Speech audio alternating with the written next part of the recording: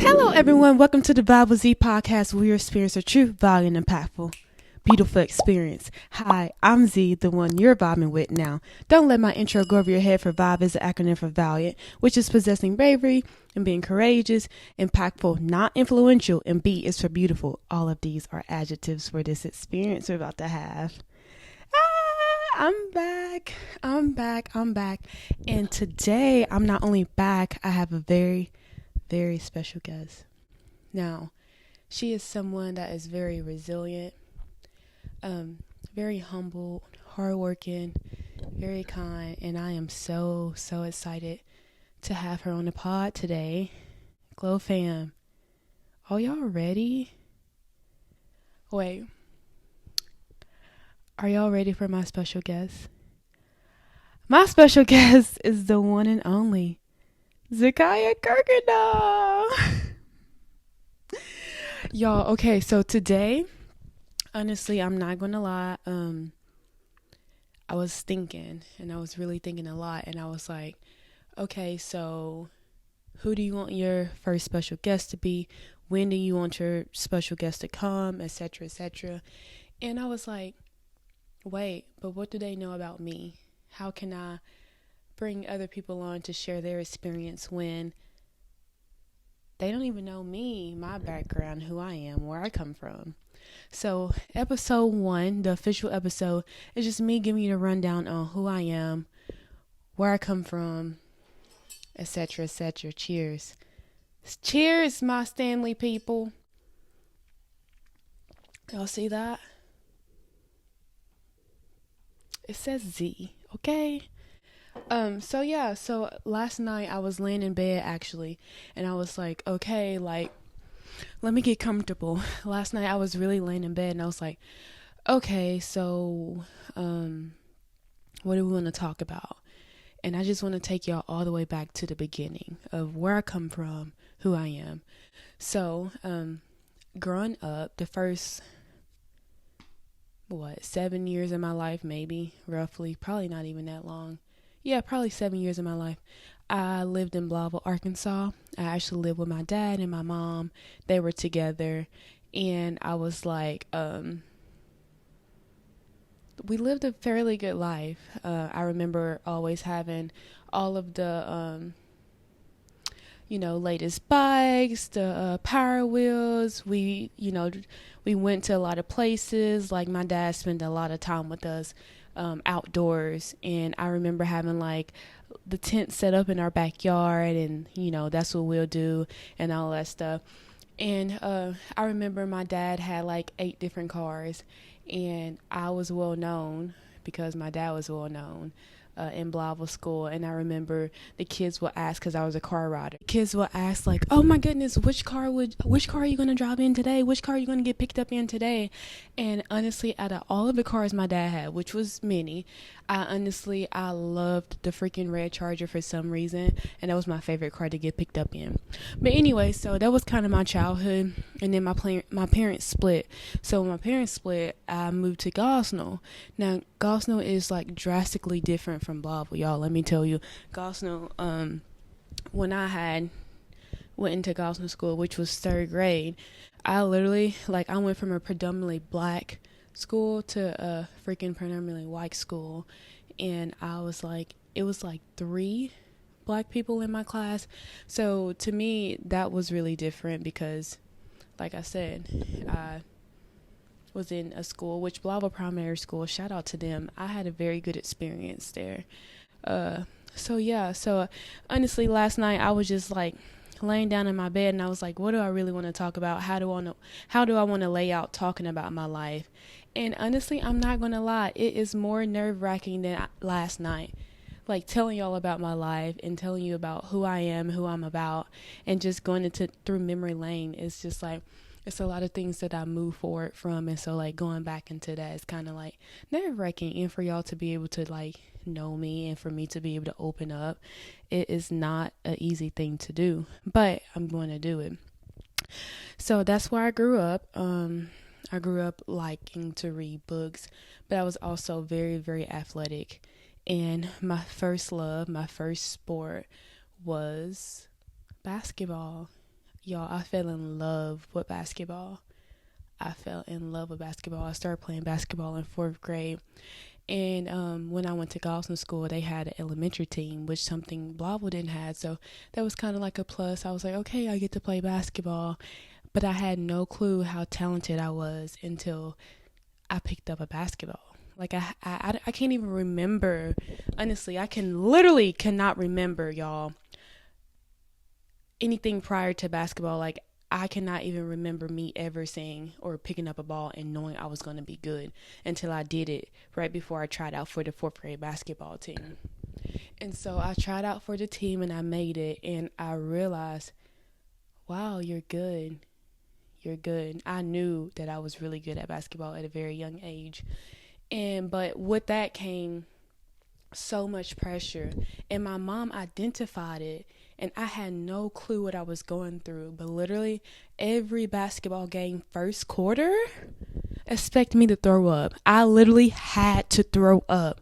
Like, I took basketball so serious, it made no sense, y'all. Like, I literally had to throw up every game. And I remember my mom just standing there. Like, she like traveled with me everywhere. She would take off work to travel with me. Shout out to you, Mom. And she knew, like, her baby was about to throw up. Like, where's the trash can? Because it's coming. And like, I could not play a good solid game till after I threw up. And I had no idea that I was actually dealing with anxiety at a very young age. Like, so progressing throughout my basketball career, I just had a lot of pressure on me. Like, my parents, my family, everybody knew I was very good. Everybody like would ask me like, how many points you want to put up and stuff like that. And I was like the leader of the team. I was a great basketball player. So like, I had a lot of pressure on me to carry the team. And that was very hard for me because everybody had like expectations of me. And shout out to people who have expectations of them, because although it looks all grand and beautiful or whatever the case may be, it's hard. It's very hard. It is not easy to live up to people's expectations, quote unquote. And I didn't realize that that's what I was doing, and that's what made it difficult for me to sustain a basketball career. I remember like nights I would have 26 points, 15 rebounds, 5 steals, and I would go home crying. You know why? Because I didn't do enough. And, you know, this is a valiant, impactful, beautiful experience. Me within myself, me looking back on the past, me telling my truth. Disclaimer, nothing against my parents. I love my parents, and they did the best that they could to motivate me. But I do remember feeling like I'm never doing good enough. I remember my senior year, I took my team to regionals. Harrisburg girls taking on Gosnell. And early on for the Lady Pirates, Zakiah Kirkendall. Look at this. Nice down low, the and which one. Hadn't happened 15 years prior to that. And at halftime, I had 20 points. And my dad know me, which is true. It's true. My dad said, "Hey, Kaya, you better not lay down. You better keep scoring." Typically, when I get like up there in points and stuff, I kind of just dish it off a lot. Especially if I like know we're going to probably like win the game or whatever, I just start dishing it off. And my dad was like, "You better keep scoring. You better keep scoring." That also puts pressure on me because I'm honestly not a selfish player. And growing up, I had someone on my team that actually knew how to score before she moved. So I like to dish it off. I like to pass it. I like to do the behind the back passes, the no look passes, all that. I would rather be a passer than a scorer. But like, you know, some shifts happened in my basketball career to where I had to be the main scorer. I had to play 1 through 5, quite literally. My coach, like by senior year, I was playing post, and I'm 5'6", and I was playing post, y'all. But because I had to play post, and I hated every bit of it. Which brings me to my coach. And if I'm being honest, I've been thinking about it for years, ever since I got into college, that I really need to have a sit down talk with him, because I am carrying a bit of resentment towards him, and I'm not even sure if he's aware of it or not, but I am, because I feel like as talented as I was, he didn't see the vision, and he didn't milk or aid the vision. And oftentimes, like if I do a behind the back pass, although it's successful, or if I will, he was just, I felt as if he was restricting me from my true talent. He wanted me to play this watered down, mediocre basketball, and that's just not who I was or how I played. And I understand that's just that small town type of basketball. Now that I'm older, I see. But like, I feel like I need to sit down and talk with him, because I feel like he just didn't have the belief in me that he should have. And from that, I resented him. And it was a lot of things throughout my basketball career that I just feel like was unjust. But so I still might have that talk with him. So proceeding, I just kind of want to take you through, like, that's one of the things that I dealt with that I'm still not really dealing with, but it's in my subconscious every time I go home. Are you going to go talk to him? Are you going to resolve your resentment, etc., etc.? But I just haven't yet, and I haven't been to the school since I got my state ring, which was 4 years ago. 4 or 5 years ago, I won state in long jump and track and field. Okay. So anyways, I'm backtracking. I now looking back, I saw a lot of things in the school that I went to that honestly, I feel like over the years I was just getting overlooked, right? So I can honestly say that I put blood, sweat, and tears into that school. And I'll tell you why. But I remember always having exceptional grades, right? And transitioning to that school, I've had great grades, exceptional grades. And quite frankly, everybody who graduated top 10 with me, they were all in something called GATE, which was gifted and talented students. And I was the only one not in GATE. And you have to get tested into GATE or accepted into GATE or invited into GATE, whatever the case may be. I was never asked to be in GATE. I was never all the way up into junior high school. Junior high, because I think junior high was the last of the GATE stuff. And so that's something I just kind of swept under the rug, didn't even really think about it, whatever. But like, all the GATE gifted and talented students would like leave the classroom. And here I am with just as good as grades as them, still sitting in the classroom. And I honestly, at the time, I remember feeling some type of way. And I remember all my friends who were in GATE talking about GATE and me feeling some type of way because I'm not in GATE. And why haven't I gotten invited to GATE yet? So proceeding, senior year hit and senior year of high school hit. Let me clarify. And it was a beautiful year, but it was a year I started to open my eyes on reality and things that I felt like were skeptical, because I had a blind eye towards a lot of things, because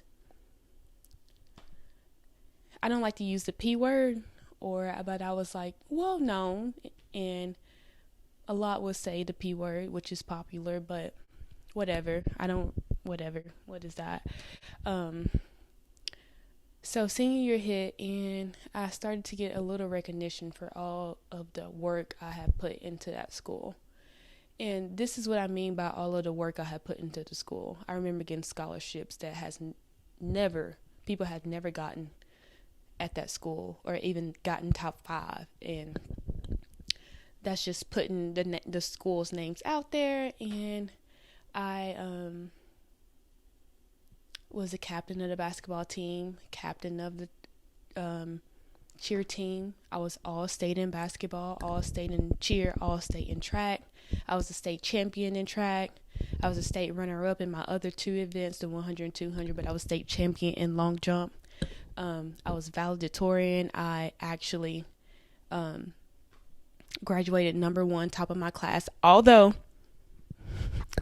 I wasn't in GATE. But yeah. So I graduated number 1 in my class. So yeah, like, to me, I was the president of the student body. in my class. So to me, I feel like I put a lot of blood, sweat, and tears into that school. Quite literally, I remember going straight from basketball practice to cheer competition. Like, my day consists of practice, practice, practice. I would have like 3 practices a day. Like, and not only was I like representing this, not only was I participating in the sports, I was representing the school. As stated, I was all state in all 3 sports: track, basketball, and cheer. So like, I was doing my job. I wasn't just participating, I was excelling. And did I feel like I got my flowers from the student body? For sure, I got my flowers because I was homecoming queen. That's the student body voting for that. So thank you to my class. Thank you to my class. I was Miss GHS. Thank you to my class. What else? I was here, I got it written down. Yeah, I was captain, which thank you. I do appreciate. Shout out to my former cheer coach. She really saw. I am so grateful. I am so grateful. I do want to shout her out. She really saw the vision. She really saw the leadership in me, and she treated me like she admired me. Oh, I'm gonna cry. So thank you to my former cheer coach. Because I lost what I thought was a best friend in that process. So it kind of was like, my best friend at the time was very athletic in cheer. And, you know, cheer was just something I did. As you all know, basketball was my main sport. I also did travel softball in the summer with an elite team. And I did track. So basketball was my main sport though. And so when I made the cheer team, I did that, and I cared about it when I did it, of course, but I didn't think I would be captain of the team. So what I did, this is my truth. We're vibing. So what I did was I tried out for the cheer team, and I tried out for the captain. I tried out for captain position, but I'm thinking already in my head that my best friend gonna get captain because it's her whole life. Literally, I kid you not. I'm like, okay, she's gonna get captain because this is her life. Like, this is what she's, this is her dreams. And me, I'm just trying out for captain so I can get co-captain. So me and my bestie can be captain and co-captain. That's literally what I'm thinking. Like, no lie, y'all. No lie. So I'm thinking that, and then results come back, and mind you, I did not go up there to see the list. I think one of the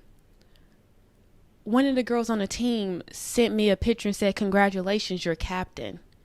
And I was like, "Oh my God, I got captain?"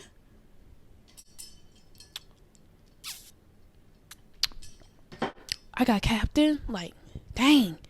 Literally, that day, I kid you not, my sister can vouch for me. I went into my sister's room, Kiaja Lammers, and I laid in her bed with her, and I consulted with her. I said, "Dang, Kiaja, I didn't think I would get captain. I know how much this means to my ex-best friend." And I was like, so I think what I'm going to do is text my cheer coach and tell her, like, "Hey, can you give the position to so-and-so? Because, I just want to be co-captain, and I have basketball. That's what I'm going to college for. And I'm the captain of the basketball team." That's what I was going to say. I was going to give her the position. No lie. Okay. So then things started to shift. We had a Snapchat streak. And she wasn't texting back, or she wasn't Snapchatting back. We was about to lose our streak. And I'm like, wait, I think she's upset with me. So proceeding, I realized that she was upset with me for getting captain, and I didn't choose. I didn't choose to give myself captain. And I was like, dang, like, I understand. Even at the age of 17, 18, I understood what that meant. And so, like, I wasn't sweating it at first. And, like, the principal of the school, everybody was coming up to me and saying, "I'm sorry this happened to you. Don't worry about losing friends because of success, da, da, da." And I'm like, oh, I'm good.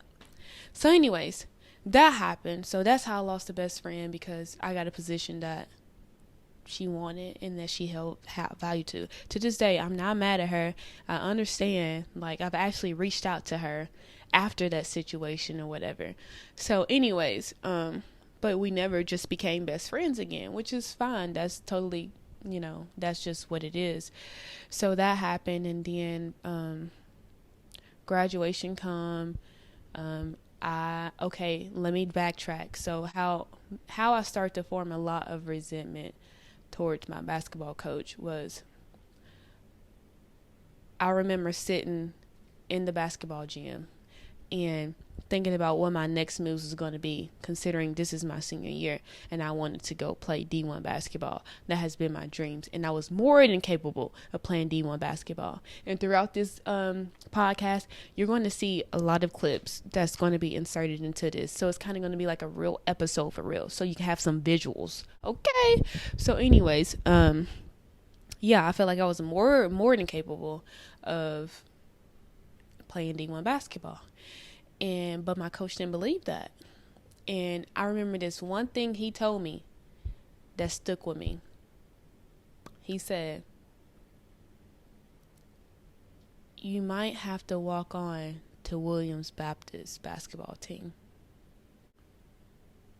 Nothing against Williams Baptist basketball team, but he said walk on. This is a NAIA school. And right then and there, I said, literally, this was my response. I said, don't worry about it. I'm going to go to college for track and field. Literally. He said, are you sure? I said, I'm positive. I was sitting down. I remember the exact spot I was sitting. I remember where I was sitting, and that's what he said, and that was my response. Dead. Now, mind you, I didn't know nothing about track. I actually ran track because my former basketball coach prior to him kept saying, you're fast, run track. I finally stopped being stubborn and I went to go run track. Okay. So my junior year, I was running like 26s, 12s. Like, I didn't know how fast that was. It got me to state in Arkansas. But that senior year, I said, it's time to learn some stuff. It's time to figure out some stuff. So y'all know what I did? I went on YouTube. I learned how to run out the blocks. Mind you, it was not correct. If you a track runner, I put my blocks right on the line. I did not even measure it with 2 feet. 1 and 2 feet. I did not. I put my blocks right on the line. I was crunched up on the line, but I had no clue, and nobody else around me, no coach, no none. I basically shout out to my track coach. He was very supportive. Shout out to him. I respect him so much. He did not know much about sprinting, but he was the most supportive coach I've ever had in my life. Ooh, I'm about to cry again. I wish I had consent to say names, because I would definitely shout him out. But thank you so much. He was assistant football coach, and he ended up being a track coach. And he didn't know much about nothing, considering sprints. But when I say he had my back, he had my back. Oh my God, I'm about to cry. He had my back. Okay, whatever. I told y'all I'm emotional. Oh no, I really appreciate that. So anyways, my track career started in, I remember running really well. I was running 25s at the time. And it was good, but I didn't know it was good. Shoot, my battery's about to die. We're gonna pause this and start back up. My battery's about to die. Proceeding. So I left off at so I was running 25s, and I still didn't really know what that meant, if I'm being very honest, but I knew it was faster than what I was running, and I knew it was because I was learning how to run out of blocks. So anyways, I started to get a little ring in my name, and to stay oh my goodness, where you come from? And my coach, shout out to him, would drive me to extra meets so I can get more repetition. And I remember running 24, and that's when it was like, okay, cool. Okay. You run the 24, whatever that means. You run 11, whatever that means. And then I start to get, like, oh my goodness, you the top of the state. You and this particular girl who, shout out to her. She runs at U of A. Shout out to her. She's the sweetest competitor ever. I wish you the best in your career of running, because I know you've been through a lot of hardships. And I respect all track athletes because I know how vigorous it is, which, mind you, let me tell you, I knew no track workouts. As a track athlete, if you're a track athlete, tap in with me. This is what I would do at high school track practice. I had no clue about nothing. I didn't even know what a workout meant. I'm being dead serious. I would go to the track. I would jog a little 400 lap. I would stretch a little bit, static stretching at that, not even dynamic stretching. And I would run a couple 50s, literally a couple, whatever I felt like doing, because I had no assistance, I told you. And then I would play in a sand pit. That was my track practice, literally. So how I went from a 26 to a 24, I have no clue. No clue. I do not know. Or from running high 12s to 12 flats or 11s, I don't know. But I just knew that it was all in God's plan. And that was a great track season for me. Very great. I went to state. As stated, I won long jump, and I got second runner up in the 1 and 2. And then I think I ran like a 24 high and like a 12 flat or something like that, because at that time my hamstring was already messing with me because I was long jumping, and I wasn't even long jumping right either. Mind you, I don't know nothing. I'm just athletic. That's just what it is. So anyways, at the state meet, UCA came. I was already heavily considering going to Troy, and UCA came, and they basically was like, I don't care if you lay on the track, because that was at the prelims. I want to offer you a scholarship. So this was the dilemma I was in. So Troy University wanted to fly me out for a visit the same weekend that UCA was taking their offer away. So I had to trust God on that. And I had to be like, okay, if I go visit UCA, then I'm missing that official visit to Troy. I wanted to go visit UCA prior to that weekend, and I fell in love with the campus, and I felt like, okay, I knew then that my purpose was bigger than track. I had already knew.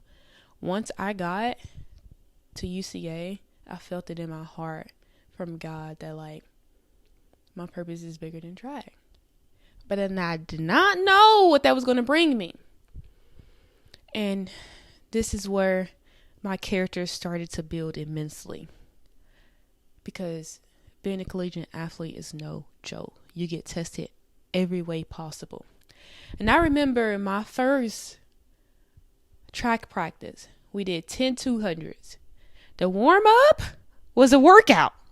The warm-up itself was about 45 minutes long. And then my coach at the time said 10 200s. I called my mom when I got back to my dorm room. I said, walk back. I said, walk back recovery. I said, Mom, I don't think I could do this. I said, I think this is not for me, etc., etc. Da da da. She said, keep pushing. That week we did 5200s, and that week I knew that I had really gotten myself into something, honestly. So anyways, a lot of trials and tribulations throughout my track career, a lot of self-doubt, a lot of not brain and heart coherence. Like if my brain believes something, my heart didn't. If my heart believes something, my brain didn't. And that hindered me. I've learned throughout the years that it was me versus me. And I learned that work smarter, not harder. I remember one of my enemies, something, hey, you can always take something from an enemy or quote unquote enemy, whatever they want to call themselves. Because really people don't have no reason to not like you other than their own internal conflict within themselves. But I remember she saying one day at track practice, work smarter, not harder. And, you know, because there's an enemy, you would take it to vain. But to me, I was like, thank you for that advice. And ever since then, that stuck with me. Work smarter, not harder. And for the past 4 years of my track career, I was definitely working harder than smarter. And in those regards, my body was taxed out. Like I had injury after injury after injury. And every time I climbed 2 steps up, I climbed like 10 steps back. Like I fell like 10 steps back. Because my injury, my hamstring my hamstring, physically, emotionally, mentally, it was just all over the place, up and down. And one thing that remained is my character. Throughout all my adversity and all my hardships, that's the best thing I took with me. And I said I want to show y'all something. I told y'all I would show y'all something. This is something that has been wadded up since May 15th. Of 2023. 9 months. I remember writing a speech, my senior speech. And in my senior speech, for indoor, this is what I wrote. As I reflected on what I wanted to say during this speech, I waited patiently for my heart to convey this message. 5 long years of hard work, injury after injury, tons of mental work, more valleys than highs, and countless hours of sacrifice, literal blood, sweat, and tears. I ponder on this perspective now that sometimes just making it through is an accomplishment. How do you keep your head high with an immense amount of grace for not only for others, but for yourself after so many downfalls and setbacks? Gratefulness. To find gratitude in the valleys as much as the highs. This will carry you along your journey. So I leave you all with wisdom from Z. 1. Always stay humbled and kind. 2. Character is the most important aspect in life. Character is built in difficult situations and missed opportunities and trying times, but also in the good moments when you cross the line and you look at the screen with the time of your life. Character is integrity. Character is dedication to yourself to be your very best you can be on and off the track. One day, the spikes will have to hang. The stinky shoes will hopefully be in the trash. The metal will collect dust on display. Then you're left to deal with and reflect on, who am I as a person? That's when life truly begins. So that was my senior speech after indoor championships, which during that time my hamstring was not doing good. And I actually had a chance to make it to the finals for the first time in a while. And I couldn't. I had to choose not to run because I had to choose to look at the greater picture, which was outdoor championships. And it was very hard for me, and I cried so many nights. And I was also going through a very difficult time on the team with character, with people that's unethical, with a lot of things. Like I've dealt with so much in collegiate track. My character was sustained and built. Sustained and built. Sustained and built. There's a time I had to survive. I had to go into survival mode, and that kind of altered my personality, but it was to keep me protected. But anyways, I don't like to go too much into my collegiate track career because what I dealt with versus what I should have dealt with, or not what I should have dealt with. What I dealt with, I knew was building my character, so I persevered and I stayed resilient. But then again, it's like it was much more than just running, much more. Those were life challenges. It was just testing, and it was like life lessons is what I was trying to say. So anyways, this has been bottled up, right? I work countless hours on that track, 6 days a week, sometimes 6 days a week, 2 a day sometimes. For this is what we're all chasing after. We're all chasing after this. I have not touched this in 9 months. Character is the only thing you can bring with you. Who are you off the track? What are your goals and your ambitions? What is your personality? How do you affect people? How do you make people feel? And I had to learn that, and I had to come into senses to what is accomplishment to you, right? Because accomplishment used to be everything I just told y'all in high school, which was winning state championship, valedictorian, all-state athlete. Then I had to come back and loop back around to that, and it's like, what is accomplishment? Well, now accomplishment is finishing 5 years of track, which quite literally was almost straight hell for me. Straight hell. Like literally it was insane. So, not only physically but mentally taxing. The environment was toxic. I had about 5 different coaches, so my body could never adjust to one particular coach and their workout system. Man, it's a story to tell.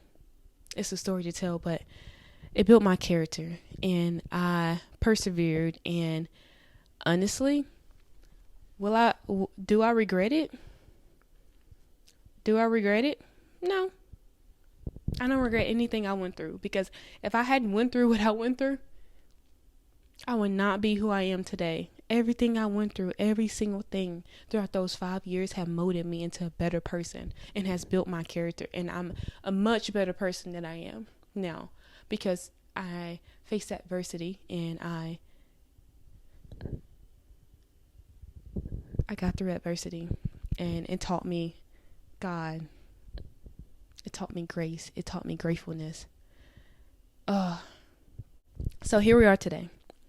So that was track. I did end up winning. I was a part of winning 4x1 that also holds a school record right now. So I'm a UCA school record holder. Woo! And yeah.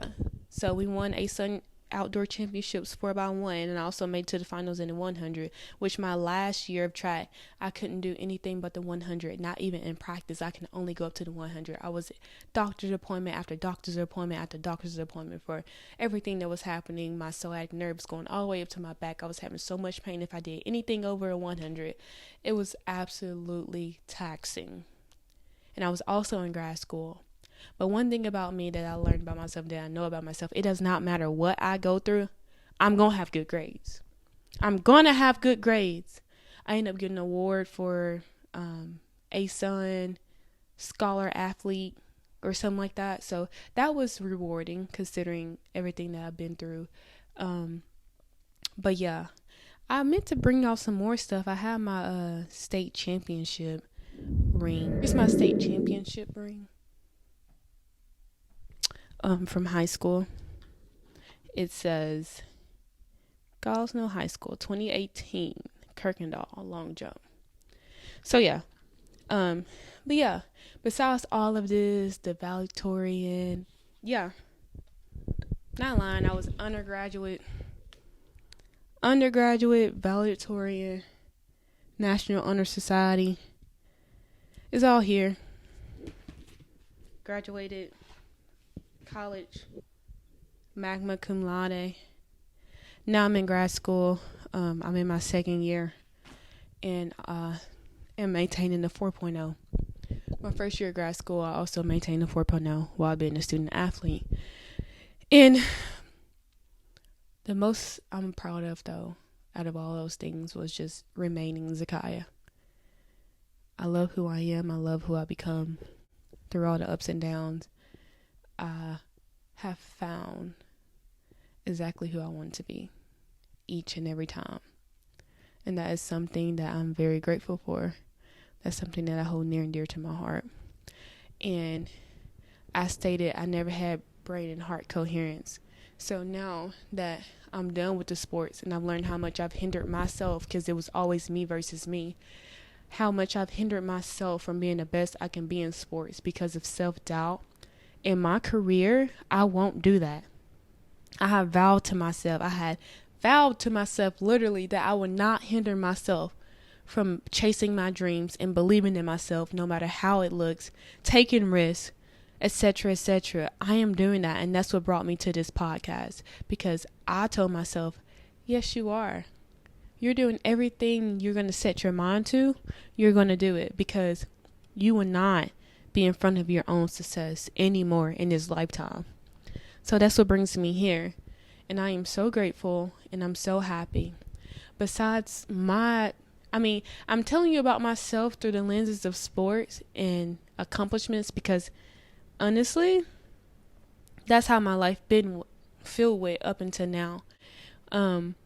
But I still had me outside of that. I still knew who I was. I'm still very goofy in front of my family. I'm still very insightful, intuitive. I love to learn. I love to listen to other podcasts. Like, I love to dress up. I love to be cute. I love adventures, but I'll go on one. But will I choose one? I don't know. So, anyways, all of these things is just like who I am as a person, what molded me and built me to where I am right now in this moment, Vibe with Z.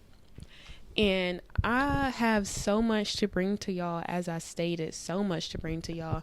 I've showed y'all a big chunk of my life going down memory lane. There's obviously a lot of character building moments that I've left out, because I'll leave that up to my guests who will be here, who has experienced the same experience through a different lens. Oh, excuse me. Anyways, so I think that is it. I think that is all.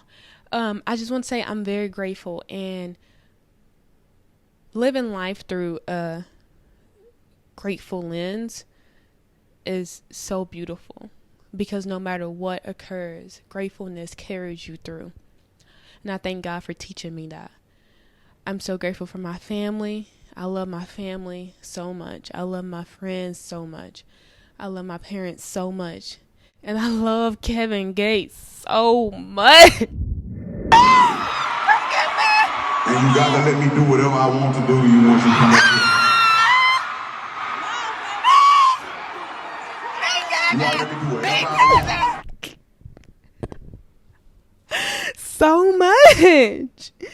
But no, on a serious note, I love everybody so much, and thank you all for being a part of my journey, which is now our journey, because I'm sharing my journey with you. So thank you, everyone, for watching the Vibe with Z podcast, where you experience the true value and impactful, beautiful experience. Hi, I'm Z, the one you just vibe with. Thank you for tuning in. Make sure you like, share, comment, subscribe, tell a friend to turn on your post notifications, because it is about to get deep over here. Deep, okay? Thank you all. I'll see you next time. Glow fam! I'll see you next time. Okay? Dang, I'll see you next time.